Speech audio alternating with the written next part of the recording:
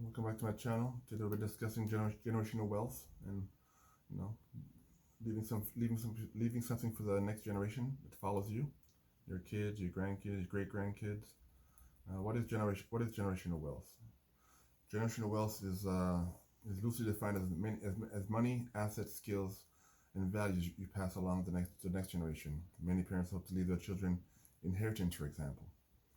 But if you can't leave your children money, you can still pass along skills, values, and tools that your children can use to improve their lives, increase their opportunities, and build wealth that might someday be passed down to your grandchildren.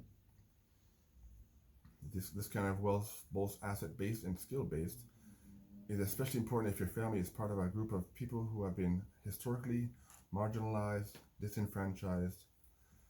Generational wealth benefits families because it gives them the opportunity to succeed despite socioeconomic issues and barriers that could otherwise limit them. These things like growing up in poverty, in the projects. Your parents didn't go to school, they didn't have good jobs. So if you live in a bad area, the cops are always harassing you and giving you a hard time. It's tough to come out of those communities and succeed in life because everything's against you. It seems like the whole world is against you. Nobody wants you to succeed.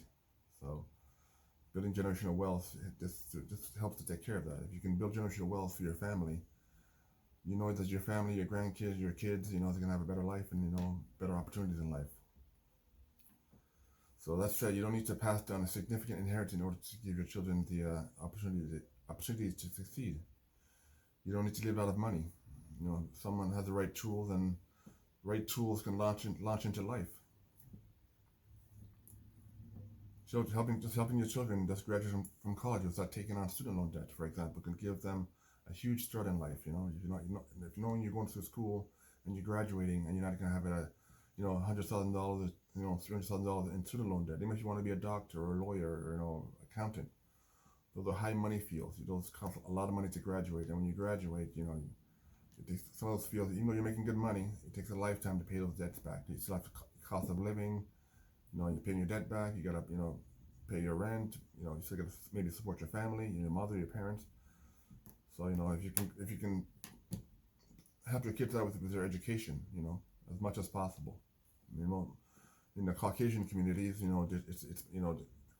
they grow up knowing they're going to go to school. Parents are going to pay for their education, so they go to school. They can study hard and do what they want to do, knowing that they won't have the burden of a student loan weighing them down.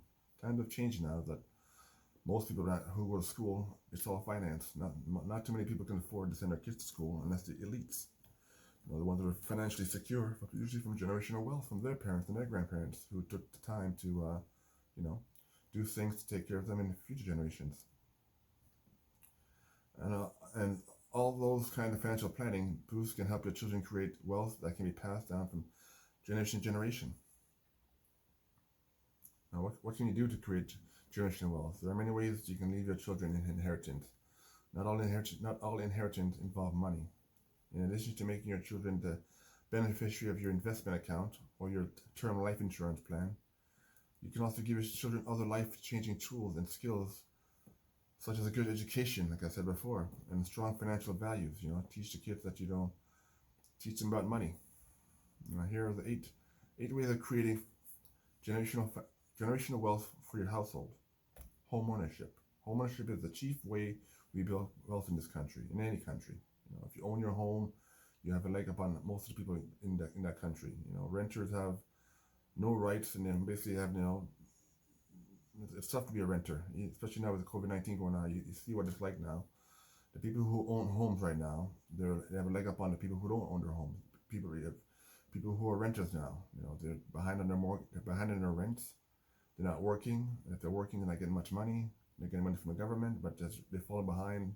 And if you're falling behind like 4 or 5 months of not getting paid, and now you're getting paid from the government stimulus, the stimulus is going to run out sooner or later. And when it runs out, the landlord's going to want his money full lump sum. He's not taking installments. And if you can't afford to pay your rent, you got to be homeless. But if you own your home, you won't be homeless. You can also use the equity in your home to tide you over while things get better. If you push comes to shove, you can sell your home. So when you own a home, you have many options that can help you out financially and keep you out of debt. But we don't want you to sell your home. We want you to keep your home, pay off your mortgage, pass it on to your kids, and they, pass on to the next grandkids. So you pass it on. That's what generational wealth is. It's passing on your assets to the future generation. You work, you build up your assets, and you pass it on. That's what basically what generational wealth is all about. Now, when you own your home, you get a lot of tax credits, tax breaks. If you rent your home, you get no tax breaks, no tax credits. So, homeownership is far better than renting. Some people would say that renting is better than homeownership, but my philosophy is that if you have to live somewhere, you should own where you live. You should have your, reason why I bought my home is because I wanted to have something that would be mine and my kids, and nobody can kick us out, and we can do whatever we want inside the house. You know what I mean? We don't have to answer to the landlord, make too much noise or something like that. So homeownership, you have more choice, more security. It's a good feeling to own something, knowing that with me in about 4 or 5 years, I'll be mortgage free. So that's more money I can save for investments and pass on to my kids and grandkids, or for my retirement. So that's one of the major benefits of owning your own home. And the second challenge is ensuring you keep your home long enough to pass its value down to your children. We don't want you to buy your home and start taking out home equity loans and pulling out the equity out of your home and buying foolishness. Buying. I see a lot of people have new homes. They're pulling out the equity out of their home. They're buying cars. They're buying Teslas. They're buying Maseratis. In a few years when the interest rate starts to rise again, they can't afford a house. So the house will be gone. The car will be gone. So these are not smart investors. You got to be smart with your money. It's hard to make it and it's harder to keep it. So you got to be smart with your money and your investments, because how you spend your money, how you make your money, and how you handle your money, your kids are watching you. So if they see mom and dad, spending money on foolishness, all these branded stuff, they're gonna follow you into your footsteps, and then their life is gonna be miserable just like yours is gonna be miserable, because you're not taking care of your money, you're not taking care of your investments, you're not investing properly. So many people downsize after their house is paid off and they're ready to retirement. They downsize their homes and they sell the house and give the kids a portion of the proceeds so they can either get their own place or give them a start in life. So home ownership is one of the best ways to build wealth and generational wealth. I hope the one after this house is paid for, buy another house, investment property. So I like real estate and I like stocks, because you don't need a lot of education and knowledge to do either one of those things. You can teach yourself. I'm self-taught. You teach yourself. And you can teach yourself to do these things. If you have the passion and you're willing to do the hard work, nothing's impossible. Number 2 is small business ownership. Maybe you have a skill or a passion for something, and you want to maybe start a small business. You can pass it on to your kids, and your kids can have like a family business. Right now, the restaurant business is taking a beating because of the COVID-19 lockdown. So, if one thing this pandemic has taught us is owning a restaurant or any kind of face-to-face business is not good in the long run. So that's probably a lot of families are going to go bankrupt and lose their business because of this pandemic, because no indoor dining, no indoor contact. But what can you do? It's life. So home isn't the only major asset you can leave your children. If you run a small business, you have the ability to not only to earn your own money and be your own boss, which is another perfect thing. You be your own boss. You own your own business. You don't have to answer to anybody. You're the boss, but it's also great responsibility. It's also great danger. And you just pass it on to your kids, and hopefully they'll carry it on. Business may not turn into a multi-million-dollar company when you start it, but there are a lot of companies right now in the world that started small. The parents ran it for 10, 15, 20 years. They supported the family, educated the kids. They have a good little nest egg. Then when they retire, and the kids take it over, and next that small little mom and pop company or store is now a big multinational business. The kids that have and the grandkids that have taken over and taken it to the next level. So everything starts small. But if you have a vision and you're willing to do a little hard work, anything's possible. So this can provide your children the opportunity to grow the family wealth.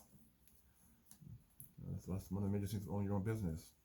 You can build something and you say, yes, I built this for my bare hands. You look at Walmart. Walmart started with the father. He had a little smaller idea, he had a smaller business, and now Walmart's one of the biggest companies in the world. All his kids, his wife, all his kids and offspring, just generational wealth from one guy's dream and passion. Now his family will never have to worry about money again for the rest of their life. Generation for the next 100 years. So if you're concerned about the risk involved in starting a business, keep in mind that there are also risks involved in working for someone. You can get fired for no reason. You can get fired anytime. So even though it may be difficult to launch and start an enterprise, it's sometimes easier to create a business than it is to find a job.